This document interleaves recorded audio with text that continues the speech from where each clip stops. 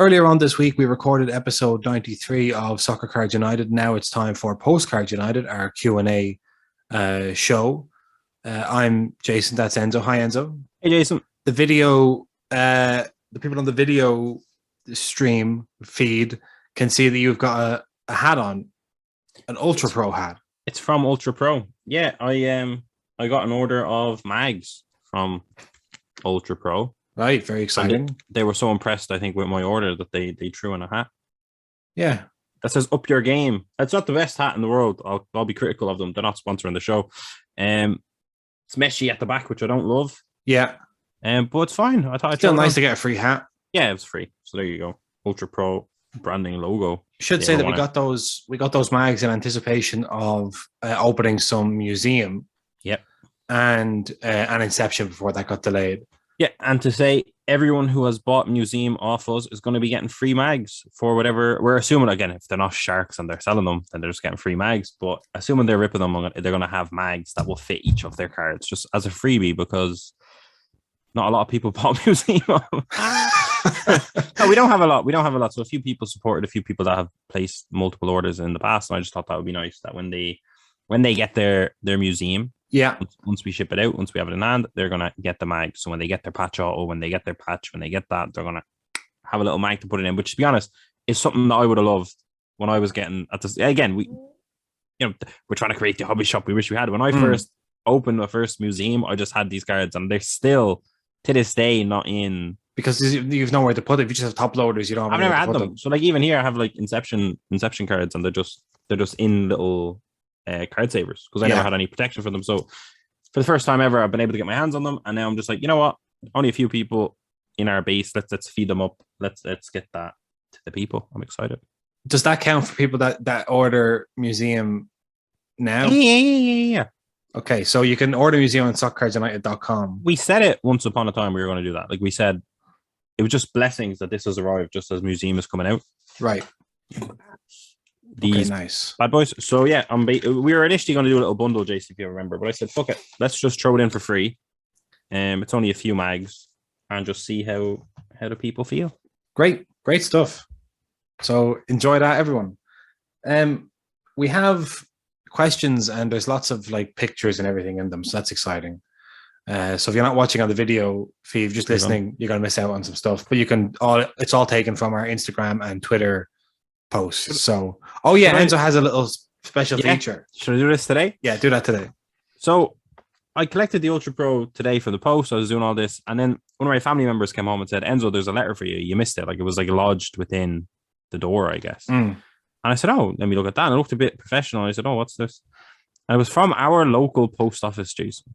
Right in Ireland. And I'm going to read it. I'm going to read it to the people. The people need to hear this. Okay, let's hear this. Dear Mr. Patriarcha, that's me. That's you. Thank you for your inquiry. Now, this inquiry was many months ago, believe it or not. Thank you for your inquiry of the registered item tracking number, right? So they put the tracking number. Posted on the 12th of February, addressed to Mr. M. in Germany. That's important. Mr. M, the first mention of Mr. M in so many months. This is in an official document, by the way, by the Irish Postal Services, which is state-owned, I believe. Your item was dispatched to Germany on the 15th of February, just after Valentine's Day. Mm-hmm. But despite investigation, I regret to inform you that no subsequent trace of it can be found. Let me read that again. Your item was dispatched to Germany on the 15th of February 2022, but despite investigation, I regret to inform you that no subsequent trace of it can be found. Wow. Jason, listen. They're throwing up their hands and saying, we sent it to Germany, and then poof, it disappeared. And we're thinking, Kulusevski, this does happen. Yeah. Listen, we're no amateurs here. We've experienced a lot. We have a few grey hairs. OnPost is prepared to consider. They're prepared to consider paying compensation. So they're not prepared to pay compensation, but they're prepared to consider it. Yeah, they're not even because they're prepared to consider the idea of it. Yeah. In accordance with the published terms and conditions, and that's going to become a problem, I'm sure. I would therefore be obliged if you could furnish me, look at this. They got into legal lingo so fast. She'd be obliged if I could furnish a receipt of posting. So anytime we post something, we get a little receipt. Yeah. I don't have that receipt. I have hundreds of those receipts, but I went looking today. Yeah. No. If you've not already done so, and any documentation to support the value of your claim. I don't even have a claim. I was just like, where's my stuff at? A self-addressed envelope is enclosed to aid in your early response. Please accept our sincerest apologies for the loss and inconvenience you have experienced in this matter. Inconvenience is an understatement. Yeah, inconvenience. They don't understand. The harassment you've experienced. The harassment we experienced. I want to tell them, send this to this email address, my friend. I'm just kidding. But no, I don't have that little receipt. I mean, I might. There is a few areas of my house that have receipts still, so I might. But I'm just like, listen. For me, that's water under the bridge. I've forgotten about it. I've moved on. I hope everyone moved on. It's just weird that they came back so long after the initial incident. They said it was going to be 90 days, like roughly. That was there. But in fairness to the Irish postal system, that's the only thing that went missing in like 2 years of shipping with them. We now mostly ship with FedEx, except for a few locations. We haven't lost anything with them yet. What was I going to say? I can't believe the story of Mr. M comes roaring back to life. Yeah, it's not over. I'm going to try submit a few things because I have the original label in our email still. So I'll send the label. I'll send the info. I'll see if we get refunded for them Alfonso Davies boxes. But yeah, they basically said, listen, the Germans said that's for me. Yeah, wow. That's one for me. I wonder did Mr. M's lawyers end up going after the German post office? I might file this to the side in case it ever comes back to us. In case we ever get lawyers' letters in the post, we'll say, look, here's the official documentation. It's a simple case of post disappearing. Now, it was only a few Alfonso Davies boxes. It wasn't a 30 grand card, Jason. I don't know if you've seen that on Twitter. I did see that on Twitter. Yeah, that's all over the timeline. We saved that for Monday. Yeah, that's too much scandal for Postcards United. Yeah, sorry. That's the little update. I think a lot of people will enjoy that. Yeah, certainly. And if you don't know what that was about, you can go back and listen to episode 80. My God, if you have it in you. Yeah.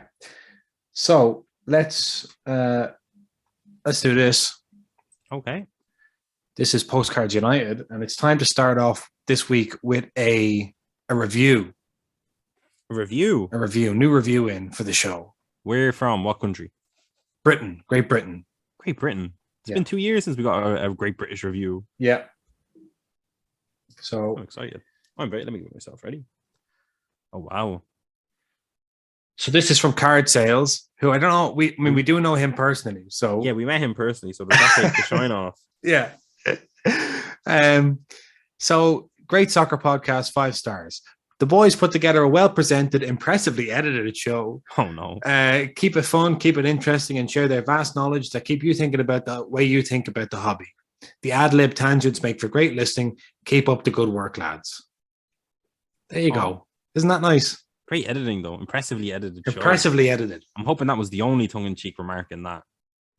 Well, did you hear on Monday's show that there was a bit of editing? You didn't listen back? No, I didn't. There was a bit of dead air when you were looking for various things. Oh, I remember that. So I put a little bit of music, a little bit of like... You didn't even edit it out. You just... I edited a good bit out, but then I left some in with like a little bed of music. Oh. So it's funny. Maybe that's what got the review. Could have been. So anyway, thank you for that. Card Sales. If you'd like to leave a review, please do so. Right.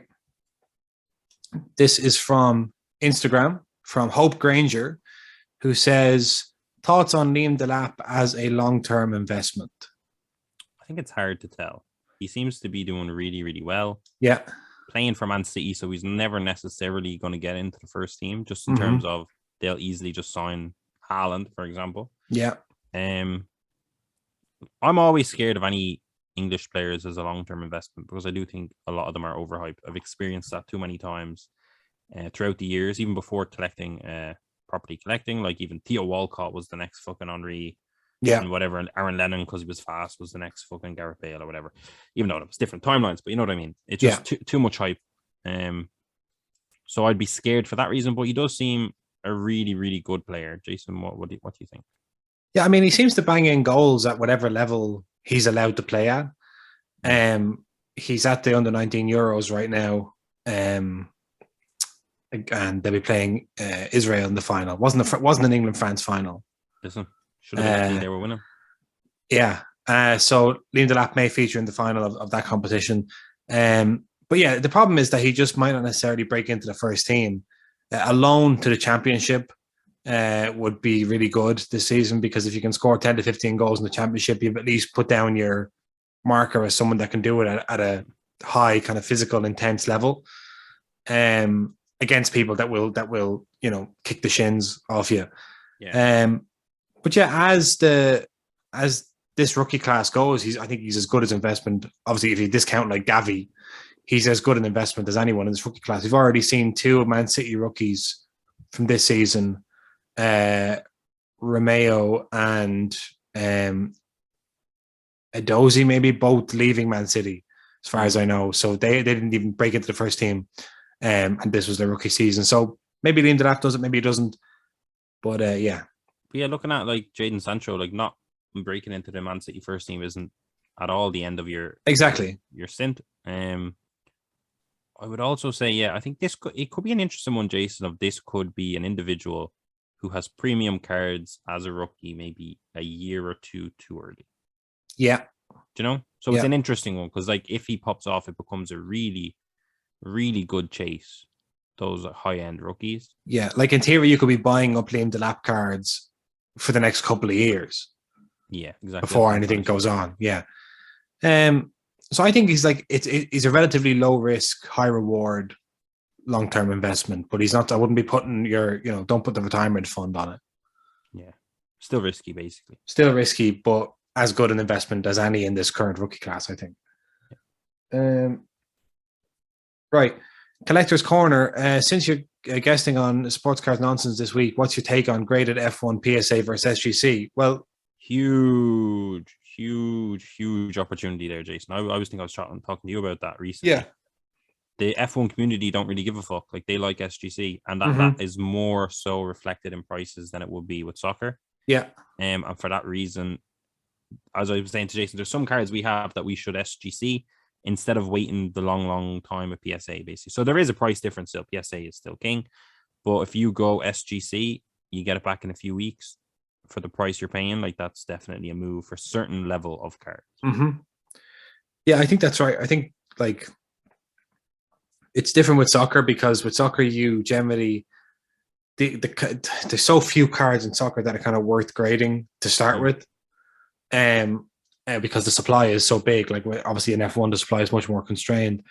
So yeah, I think that makes a lot of sense what you're saying. Like, SGC is a lot more accepted in F1, and also it's much quicker. So unless it's a big card, or unless you can. We just sent off 3 big F1 cards to PSA today. Yeah, but previously we've graded a load of F1 cards with SGC. Yeah, and big cards as well, to be fair. It was our first time doing it. So basically there's less of a difference than there would be in other sports. There is still, though, with that 2020 set, there is this there's kind of this disconnect. Did you mute yourself and then unmute for the call?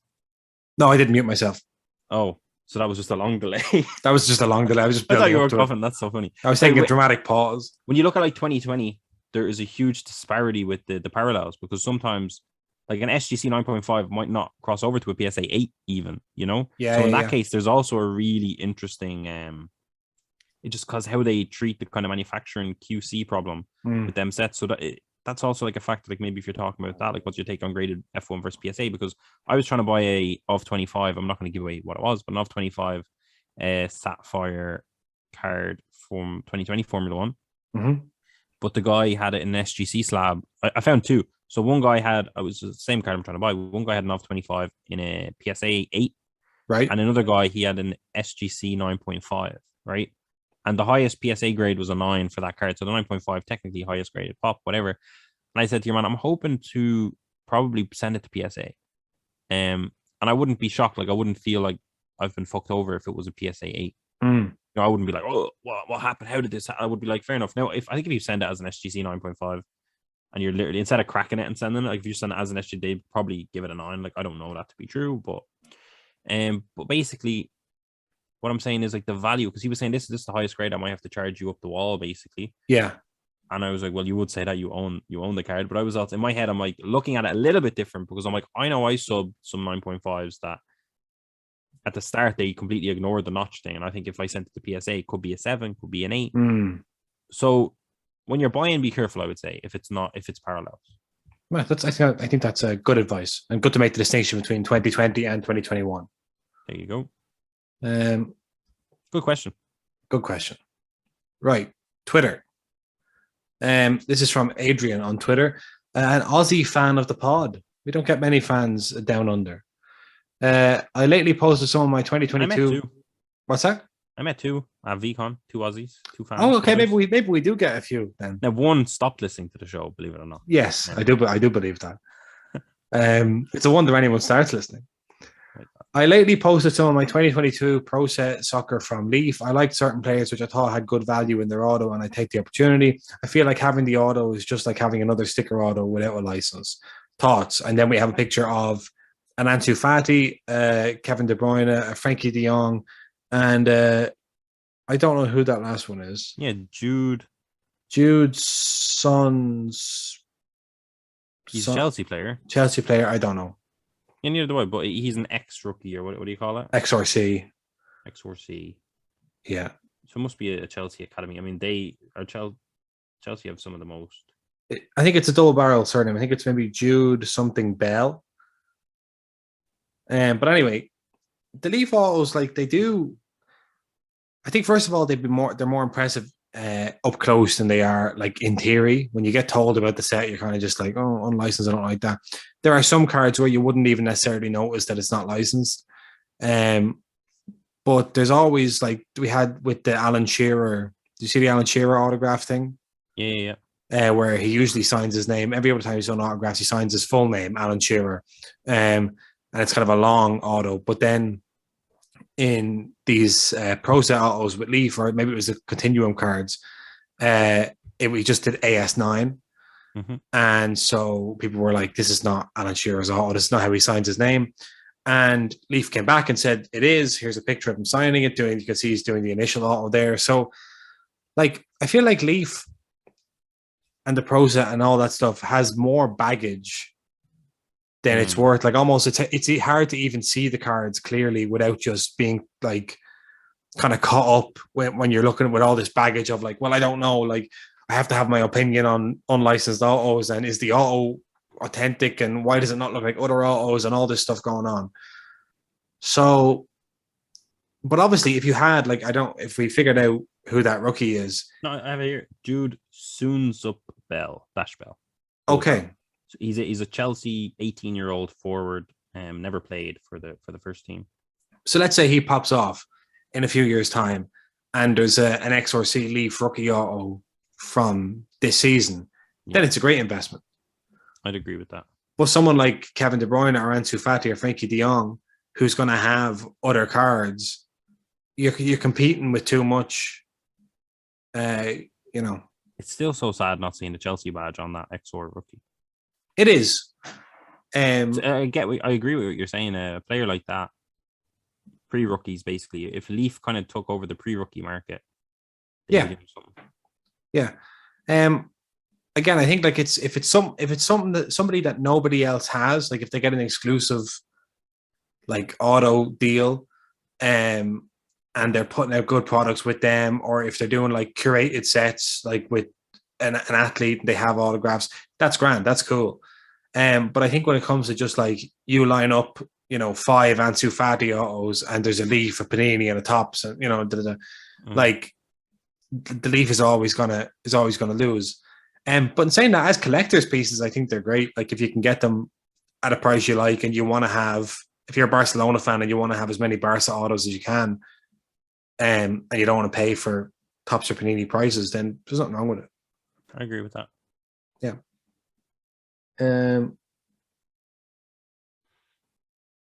So this from Cedar Hollow Cards, who actually has a few questions for us. We'll start with this one.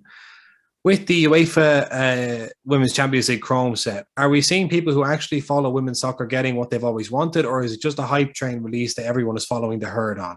I would like to think all these people actually follow it, but I find that hard to believe. I definitely think it's a mix. Yeah. I don't think that's a bad thing. Right. Okay. So it's not. We don't have to be a purist about it and say if you don't follow women's soccer, get out of this set. Yeah, get out like it, and especially I think the set on eBay now is up to $200. Right. Lowest bin, so it's going up. It's trending up with the hype. Or the supply is dwindling, and that's what's happening. I remember like when F1 Chrome came out, it was just such a fun set in 2020. And I ended up like I watch every Formula One race now, and I never used to. And I had a friend who was deep into it, but I never watched it. Like I watched it when I was young, when Michael Schumacher was racing, but that was just a family kind of thing. Yeah. I was never deep in. So I think a set like the women's not only kind of bring people that follow the women's into the hobby, or people that already follow it just getting exactly what they want. I think it's also going to make people pay attention to the women's game, especially with the Women's European Championship coming up. I think, yeah, I don't think it's bad. Like it's hype for sure. It's hype because of what it is. It's so limited. It's a inaugural set, but people are like, when the next Women's World Cup is on, and you're seeing some of the stars that are in this box. Yeah, or the Euros starting next week. I know the Euros is starting much sooner, but I'm saying even like World Cup level, like people are going to remember this set and be focused on. So I think it's doing both. I think it's definitely a mix of both. If you could argue, is it one more than the other? Maybe it's more hype than it is people getting what they want, but I don't know. I think that could be a discredit to women's football. Yeah, I mean, I don't have a good concept of how many people follow women's football. I think it's probably more than you would expect. Because if you're consuming like mainstream football media, you're getting more women's content now than you used to, but you're still not getting that much. And a lot of it is focused on the fact that it's women's football. Like that's always the headline. Is like, it's hard enough to watch some men's games, so I can imagine even if an avid soccer fan struggles to keep up with the women's game. Yeah, so I think there's nothing wrong with it being a mix of people getting on board the hype train. Because whenever there's a hype train, like we saw this just with the hobby in general. Like whenever there's a hype train in motion, and eventually it slows down, some of the people that got on board just for the hype hang around afterwards. Some people go and never look at it again. But like we saw that with the hobby, like huge explosion, kind of 2018 to 2020, and then some of those people went into like crypto and stuff and didn't stay in the hobby. They went like from sneakers to sports cards to crypto, but some people stayed in the hobby. So like there's nothing wrong with it, I don't think. No, I like it. I'm looking forward to opening it when ours arrive. There's been a weird dispatch. A lot of people are waiting. So a couple of things then. This is the new PSG kit, and it has the sleeve sponsor says GOAT. Now GOAT is obviously they're using it as like a Leo Messi thing, but GOAT apparently is a sneaker resale platform that has been around for a few years, that has had a deal with PSG for the last year or so, and they've kind of seen a fun way to combine that with a sleeve sponsor that says GOAT. I'm not sure they're paying as much as other companies would pay for a sleeve sponsorship for PSG, but I don't think PSG need the money, because you'll see they're sponsored by Qatar Airways on the front, and they're also owned by Qatar, so they're fine. But yeah, what do you think of that? Is it a bit on the nose? I like it. I mean, after such a terrible season, it's a bit weird to look at that. Yeah. I do believe his terrible season was just because he wants to kill it at the World Cup. So, yeah. It's kind of fun, I think.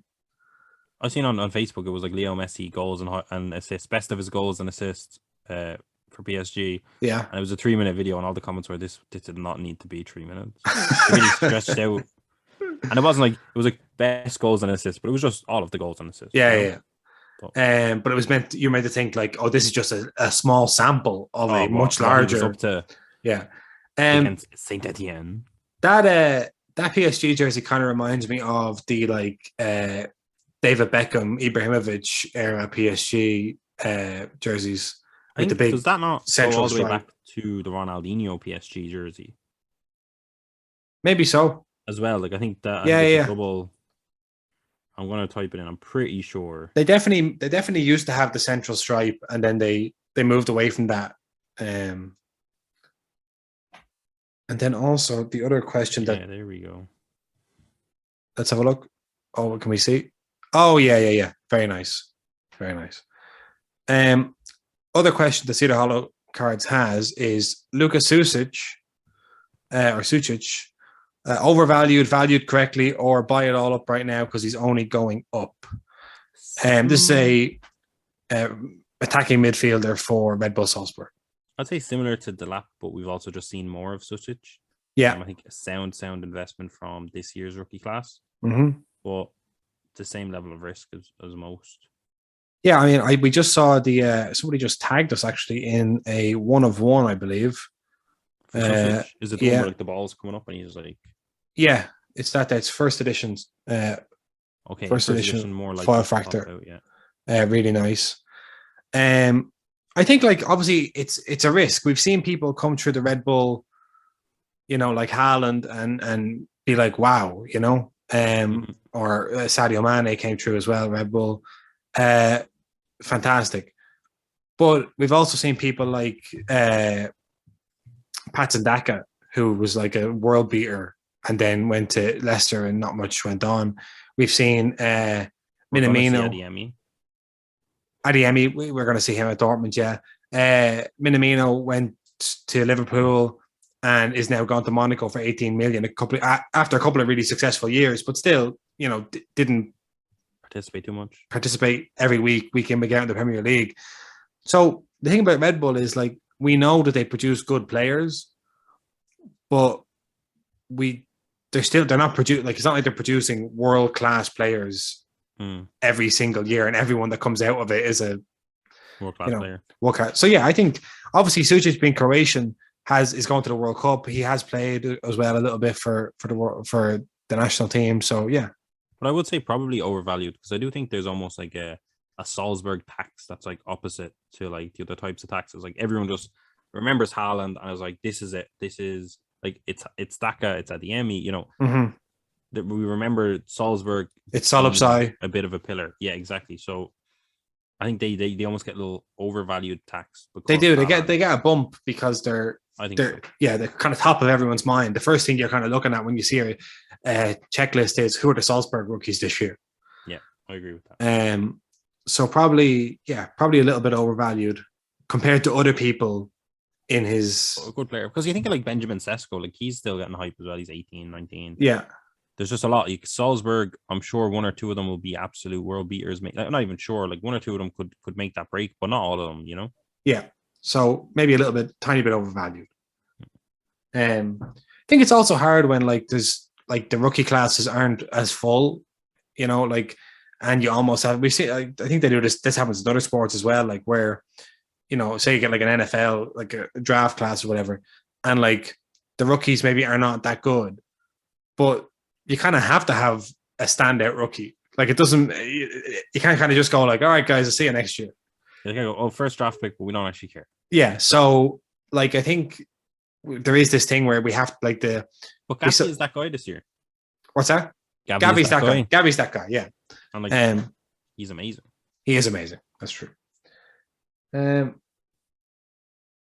This is from Sancho Soccer Cards. You'll be sick of rating my purchases, he says. Very hard to pick up Sancho PC cards while he's off hype. Bought this stained glass for $130, hoping United turn things around this season. It couldn't get much worse. And then there's the second part as well. But what do you think of the $130 for the Sancho stained glass? That's a case hit though, isn't it? I believe that's a case hit, yeah. Because it seems high for a Sancho in this day and age. Yeah, but I believe it's a case hit from Mosaic. Yeah, he's in his England kit as well. Euro 2020, They did get to the final. I like it. I think it's good. I mean, like, I think it's a good point he makes there, which is it can't get any worse. That's true. He feels like he bought the bottom. Yeah, I mean, we've seen the bottom on Sancho gradually fall, and just when we think it couldn't get any worse, it goes another 2 months without a goal, and it's terrible. But I do think that's a card that it's in an England kit. It's a stained glass design, so it has like there are some people who collect stained glass inserts, so there's a lot going for it. And with just a little bit of hype, you won't be stuck with that if you don't want it. No, that's true. And then what's your favorite card of a player that you PC? So it's not necessarily a card you own. That's what I'm getting from that. That's a tough one. I regretted not getting it when I saw it. I think it was a collector in Japan had the 1 of 1 tops 30 seasons auto for Roy Keane. Oh, I seen the Roy Keane just period, and not the 101, but yeah. I seen that, and I said Jason would love that. Yeah, I don't know what I don't know. What was he trying to get for it? No, he wasn't selling it. He was So we just just had it. had it. He just was showing off that it got delivered, and he's like showing it off, not for sale, not for trade. And I was like, I don't know what was going on. I must have been asleep at the wheel. But that was a really nice card. Those 30 seasons cards, I really liked them. We have the Samuel Eto'o. Yeah, we're waiting on it on still, the way. unless you have it yet. I'm looking up at my Pirlo Prism signature. I love that card. I'm looking at the cracked ice Pinamonti as well, which makes me really happy. But like your favorite card, like it's a tough one. It is tough. I have to say, like I going to card shows has like really helped my appreciation for cards. Like a lot of cards that I just thought like were a bit crap look great in person. You know, like it's hard, like because you kind of have like you're looking at checklists and you're opening stuff and like, but say something like a cracked ice. Oh yeah, where you go like it looks cool in pictures, but like then when you see how it actually like reflects the light and stuff, and looks in person, that's kind of given me a real appreciation. You know what I like without pumping. What's that? Actually, I'm not gonna keep it specific. The Bundesliga Sapphire from last year. Yeah. The yellow parallels of Dortmund players. So we're talking Haaland, we're talking Lukaku, we're talking Bellingham, and those players. Like the yellow. Yeah. I think it's of 199 maybe, or 99, maybe it might be of 99. That I just every time I see one of them, and it's the Bellingham or the Lukaku, but anytime I see them because they're the rookies, I'm like, I just want that color match. It looks beautiful because that is the cracked ice kind of vibe to it. And every time I see it, I'm just like, I don't even care. Like I want that more than I want an of 50 or an of 25. Like I'm like that because it's the color match. Amazing. So that's probably one. So and if I went to PC, I'd probably say Lukaku because I'm not PCing Bellingham. And in fairness, Lukaku is more of an investment, like a risky investment that we have going on. But that card is just it's one that I wouldn't mind buying at like 400 or whatever it's at. And if it went down to 200, I wouldn't be like, fuck. Like it's something that I like. Yeah, because you're getting the value of the aesthetic of it as well. But then Pirlo rookie sticker as well, I'd like to have for sure in a PSA, like a good grade. Yeah. I think it's a good question. Good. Okay, this is, I believe, our last item on the docket, and this is from Hale End Cards, and it's a bit of a to grade or not to grade, he says. Picked up this Canvas Creations Saka, my first on-card auto and easily one of my favorite pieces. It's sealed by Panini and the pop is currently 0 on PSA. Do you guys reckon it's worth to crack and grade, or is it just as valuable in this? It passes the eye test, bar some slight whitening at the top. Pictured, you could barely notice it. He did send it a picture that was closer up, but you couldn't really see anything. But I worry that if I got an 8 or a 9, it would sink the value and then it can't be resealed in the Panini One Touch. Interested to get your general thoughts on the item and what the play is. Straight off the bat, I would grade it. Yeah. Now he says it's for the PC, does he? No, but I mean he is an Arsenal collector, but I think it's like easily one of my favorite pieces. Grade that shit.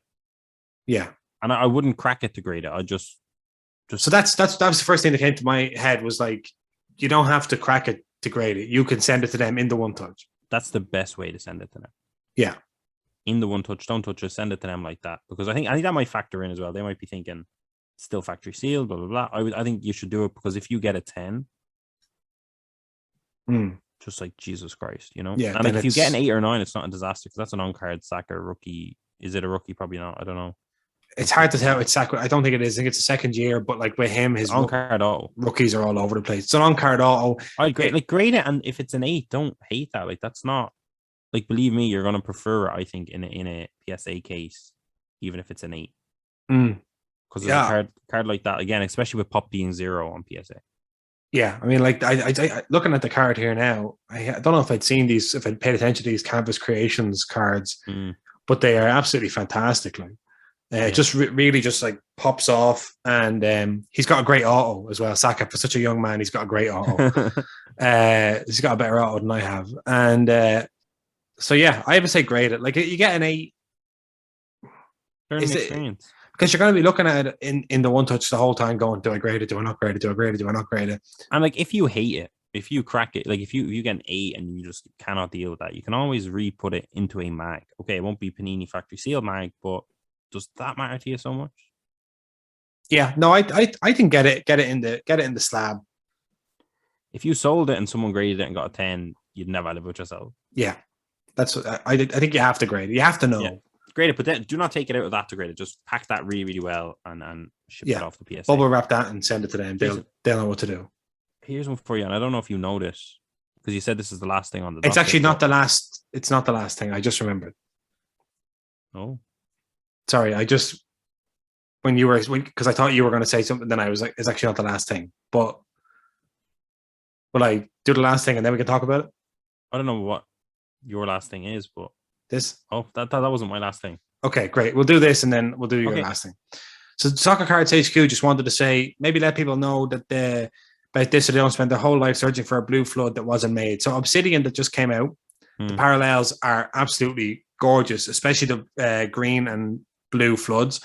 So as far as Soccer Cards HQ can tell, it looks like the cards 1 to 100 in Obsidian Soccer have the neon blue etch of 12 parallel, and cards 101 to 200 have the neon blue flood 12.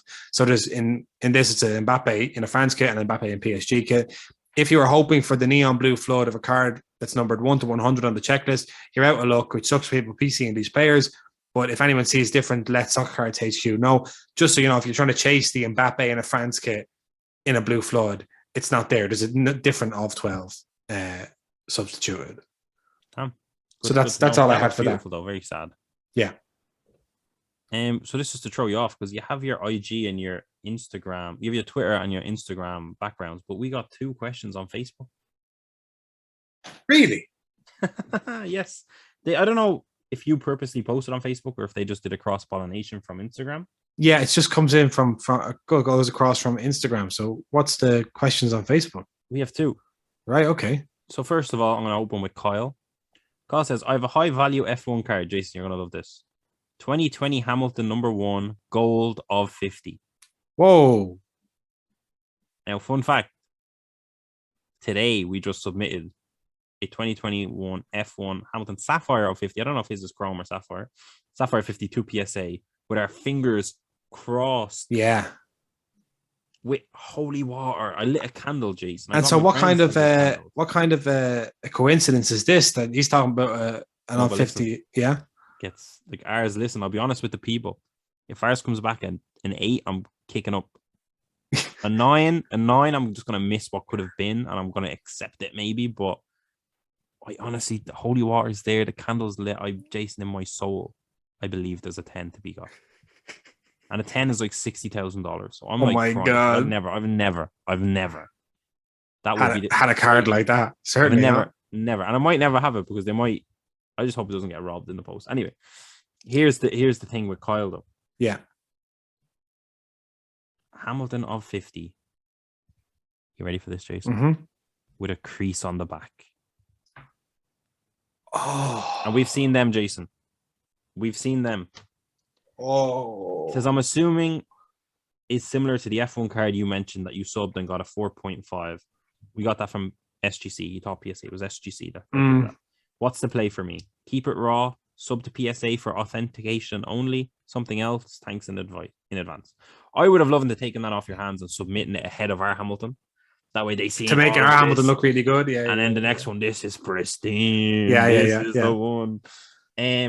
Fuck. So SGC are the ones that give it a 4.5. I don't know what PSA would give it. I would say a 6 or less.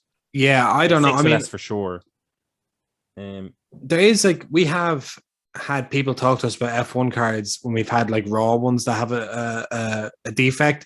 Yeah. And some people want them because they're doing the all 50 rainbow. Or they're doing a particular card rainbow, whatever it is. They want gold of everything. They want gold of everything, or they want basically there's 100% someone that would want there's a market out there for it. Now it would be obviously at a discounted price. A significant discount. Yeah, significant. I would keep it raw. Yeah. I would keep it raw, I think. I mean, I don't know. Authentication is probably smart. It would avoid a lot of to be honest, not even fuck authentication. Be honest with what the grade is. Get it graded. If it comes back a 4, you'd sell it at a card show easy. I think online people would be like, how bad does it look? But when they look at it at the card show and see it looks pretty much pristine. Just when light hits it at the back, there's a little whatever. I think you'd get a good money for that, because what's the cheapest of 50 Hamilton? Yeah, you're not getting an off 50 Hamilton unless That's So right. like you find out what the lowest raw is, and then you just take a percent. I mean, you can make half price that, you can make 20% off, whatever. You'll get a deal done. Yeah. So that's one. And then the next one, the last one, Jason. From Irwin. Is Dortmund's reluctance to starting Mukoku giving its recent moves? I think that means signing Haller and signing Adeyemi. an indication that his development is not living up to the hype. No, I think it's an indication that he's still a teenager. And he's being managed well. Yeah, I mean they bought Adeyemi, and then they realized, all right, well now we have Adeyemi and Mukoku at the centre forward position. Neither of those is proven. They're young. They're going to be inconsistent throughout the season. We want someone. Champions League. Yeah, they're potentially going to be playing in three different. Well, they are going to play in three different competitions, and so they're like, we need to go and get somebody senior that we reckon can do it. And they went and got Sebastian Haller, who scored in every Champions League match he played in last season or something, or like every group stage game he played in, I think it was. So, I mean, like having three strikers competing for potentially two positions when you're playing in three competitions is not. It's not like he's way down the pecking order. No, and I think also just to remind people, like you don't expect him to play 30 games a season with Mukoku. Like he's still so young. And just to put it into context, Jason, here's a fun one that I got from a biased person because he's the biggest Mukoku collector in the world. Yeah. In 2027, a year after the World Cup in the USA and Canada and Mexico, in 2027, Mukoku is still eligible to play for the German under-21s. That's insane. That's insane. He might be 22 at that point, but I think there's like maybe 23. You can still, I don't know what it is. Yeah, so you get like one or two under 23s, I think. But I don't even know exactly what age he is at that point. But in 2027, he can still line out for the under 21s. So there you go. That's how early he is in his career.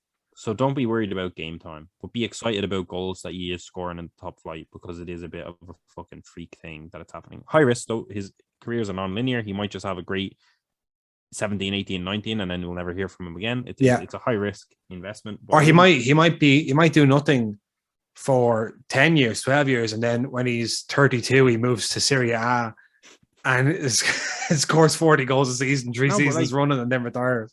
We're not expecting him to get into double figure goals this year, next year, but like anything could happen. He's an interesting player. He's definitely different, I think, to everyone else that is kind of out at the minute in terms of all the rookies. Like we are seeing like the Jude class had a lot of really young players that are getting a lot of game time. Most of them midfielders, whether it's Gravenberch, Camavinga. He's not getting a lot of game time, but he was at Rennes.